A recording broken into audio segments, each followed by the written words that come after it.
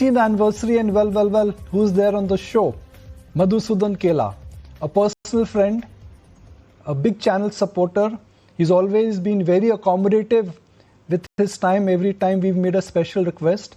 And in last 16 years, if I have to map the journey of Madhusudan Kela, it's been full of twists and turns, but eventually where today is reached, both in terms of his whole portfolio approach, his mentorship, and what he's giving back to the young investors is quite extraordinary. So rise with India, stay with India, and see the rise of Madhusudan Kela. That in a sense really summarizes a 16-year association.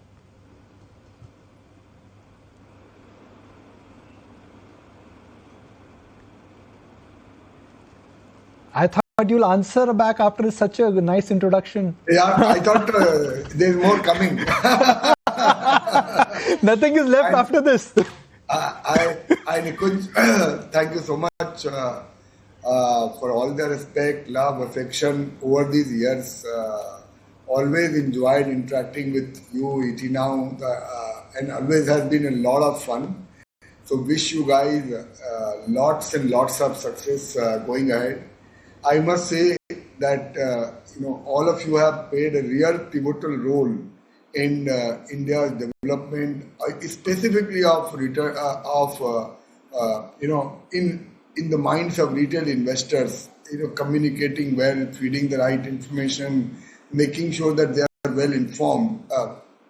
I think it's been a tremendous support from people like you, which is what has seen India now reach to 20 crore demat accounts and 11 crore retail people. When we came, this number was absolutely decimal. Nikunj, I hope you continue to do good work for retail investors and they continue to believe in the India story. Thank you very much, Mr. Kela. Such a pleasure. Such a pleasure to have you on show today. So last 16 years have been more than satisfactory for Indian investors and for Indian markets. How are the next 3 years looking? Next 3 years? Yes. 16 is a long time. That would be a 32nd anniversary. But Nikunj, that is the whole point. There are people who have truly believed in the longer range of India are the ones who have actually been able to do well. And they have always taken advantage of any market mispricing or any market significant decline. So I think over the next, I'm sure 3 years will also be good. But I am very bullish from a next 10, 20 year perspective also on India. Things are really falling in place. If you look at every macro factor, and since the time I have been around, this is the lowest bond spread we have seen between America and India, and maybe in the last 30 years. Is that not telling us something? That, the bond spread between 10-year bond yield of America and India are less than 1.5%, right? So I feel now more and more people are actually recognizing the India story, and more money will come. And I'm so happy that finally the retail public is participating and they are actually benefiting, at least post-COVID. So 3 years will be good, Nikunj. But let me tell you that good means what? Let's bifurcate the whole market first. So we have roughly $5 trillion. 48% of the market is owned by founders. Roughly 27% is owned by domestic institutions. Roughly 16-17% is owned by foreign institutional investors, and balance is owned by real public. In this entire market cap, there are 580 companies which are above $1 billion, right, market cap. But out of these 580 companies, roughly 1/3, and these are rough numbers, roughly 1/3 are trading at more than 50 P multiple on a trailing basis, right? So balanced market is where I find a lot of attractiveness. So when we say India will do well, if you just invest in Nifty, this is what has happened. In the last 3 years, you still made like 14-15% CAGR. So you will continue to hopefully get that 12 to 15% return if you invest in Nifty and if you just stick to really large cap. Where people like me see an opportunity, Nikunj, is on the select sector, select stocks and mispricing in the market, which happens from time to time.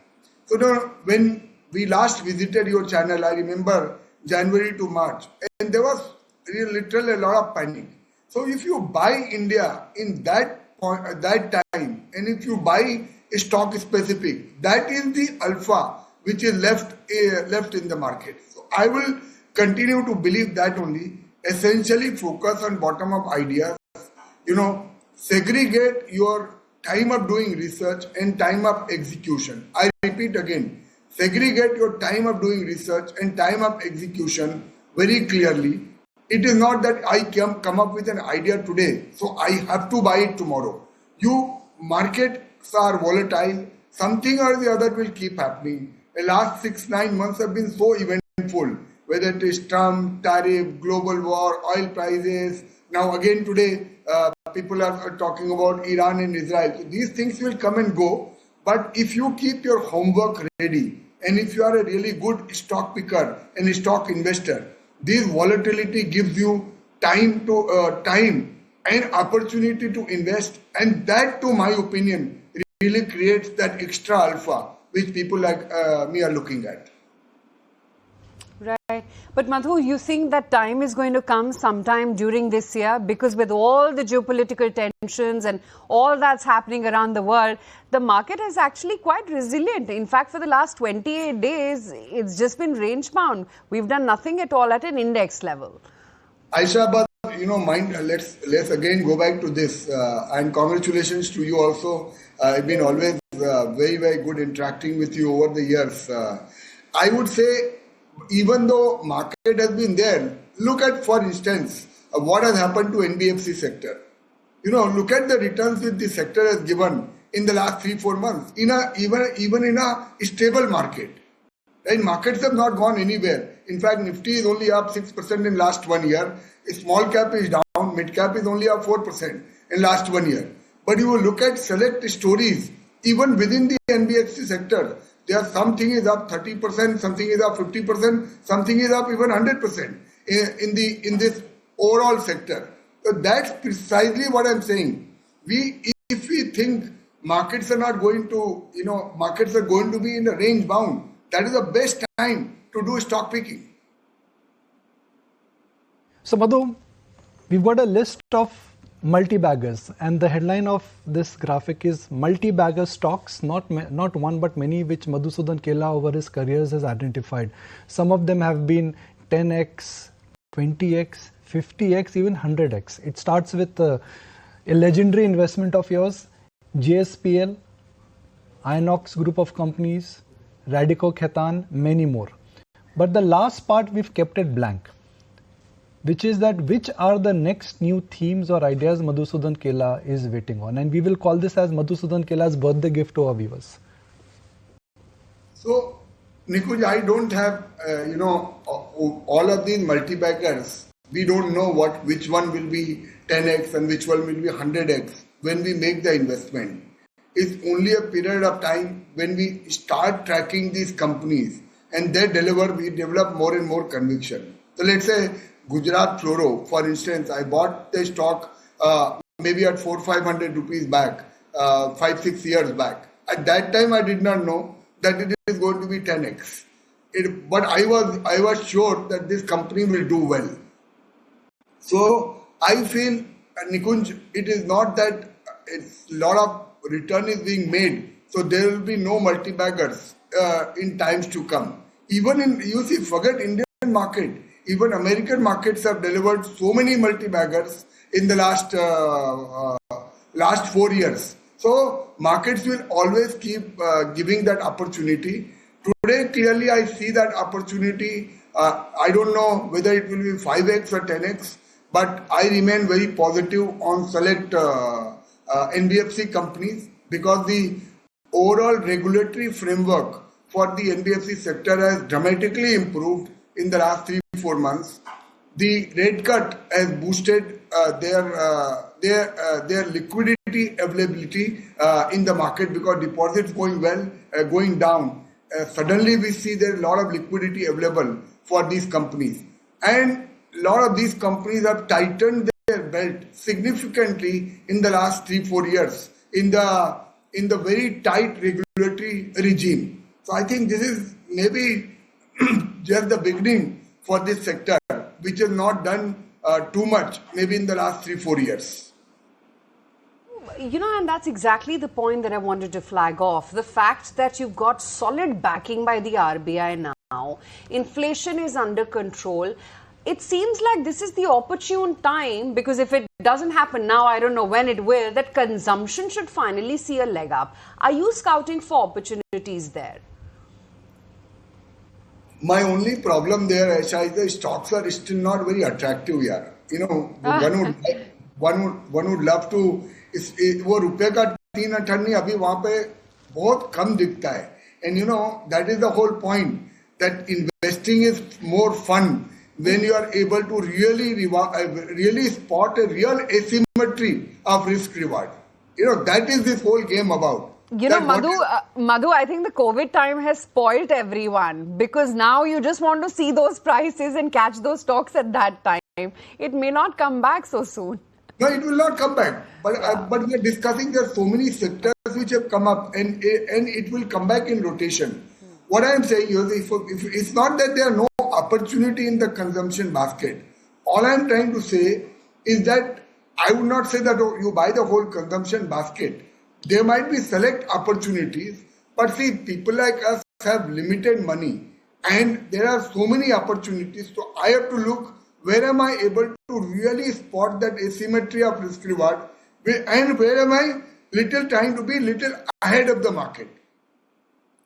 So when Nikunj, and you both, you remember, we spoke about the liquor sector like 2 years back, and at that point of time, maybe market was too behind, and it could not possibly see the real potential of the sector. And you saw what has happened in the liquor sector, specifically in the last 2 years.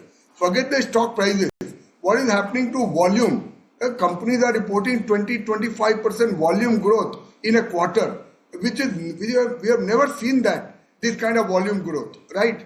So I am just saying that whether the consumption sector as a whole offers this opportunity, I'm not too sure. There will be select stock in the consumption sector which offers that opportunity. But for instance, I am willing to put my neck down and say that at least the mid-size NBFC companies today are offering that opportunity. Else are you getting that kind of conviction, Madhu? Because the last time that we chatted, you were like, pharma is it. Right now, there is that overhang of, you know, what's going to happen on tariffs on pharma as a sector. But maybe that's going to be an opportunity in the hindsight, if there is a correction. It is. And I dare say that I don't know what will happen. And I don't, I have absolutely no clue about what the US government is thinking. But if you look at it, is there any real logic to put tariff on generic pharma? You know, that is meant for the general masses of American people. You know, India is a significant exporter of generic pharma. We account for more than 10% of all generic drugs sold in America, right? Selectively, it will be in select product, it will be significantly more than that. So I would find there is hardly any logic to really put any significant tariff on generic drugs. It could happen in branded products, but I see no logic. But in that overall confusion, if you get companies, like again, if you look at pharma sector, headline may not be visible, but I know there are at least 3 companies in my portfolio which are up more than 100% in the pharma sector in the last 12-18 months.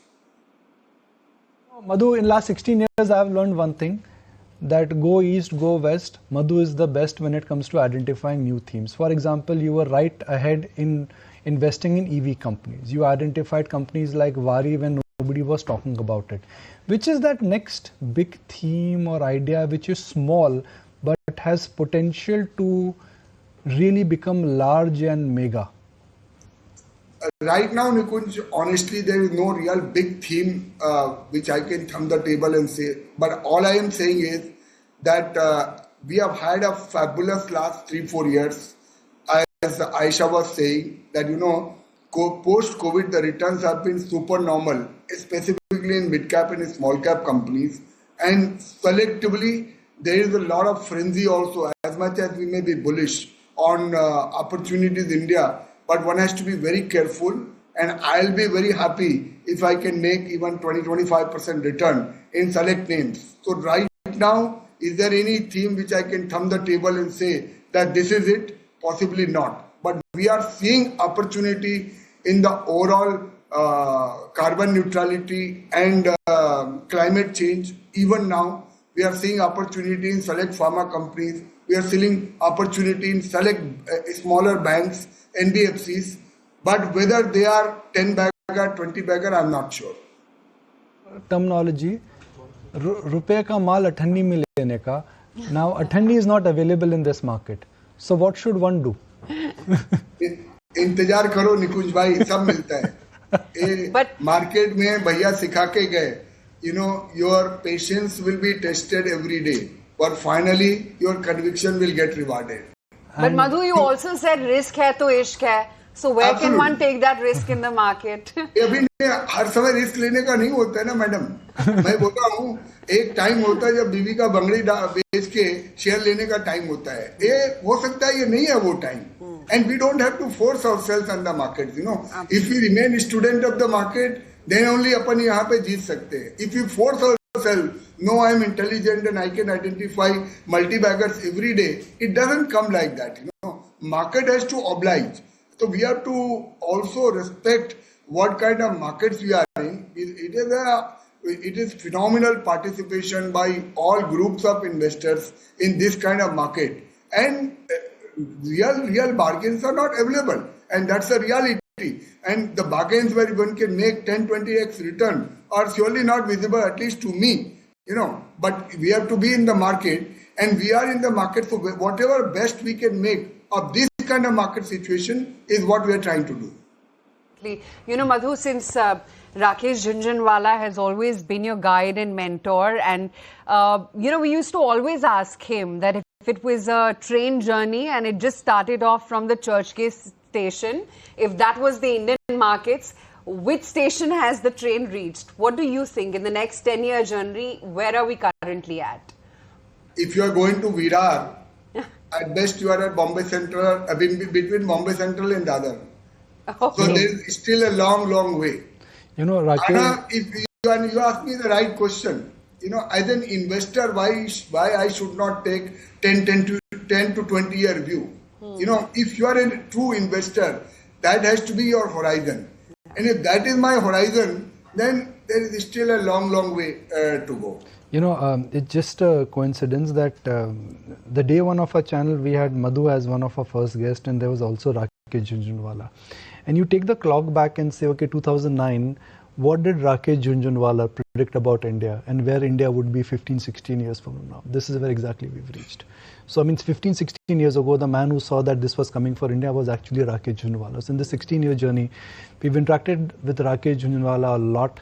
But if there's one person I personally miss, our viewers miss, and I'm sure Madhu also misses, is actually Rakesh Jhunjhunwala, to what he predicted 16 years even ago. in the March lows and right now when all this is happening in the world, I really miss having that voice, who would tell you that, relax, this will pass. Because I remember COVID, he said it's just a flu. Yeah. Nothing will happen. We will all come out of it, stay invested in the market. Madhu, what do you think Rakesh Jhunjhunwala would have said today?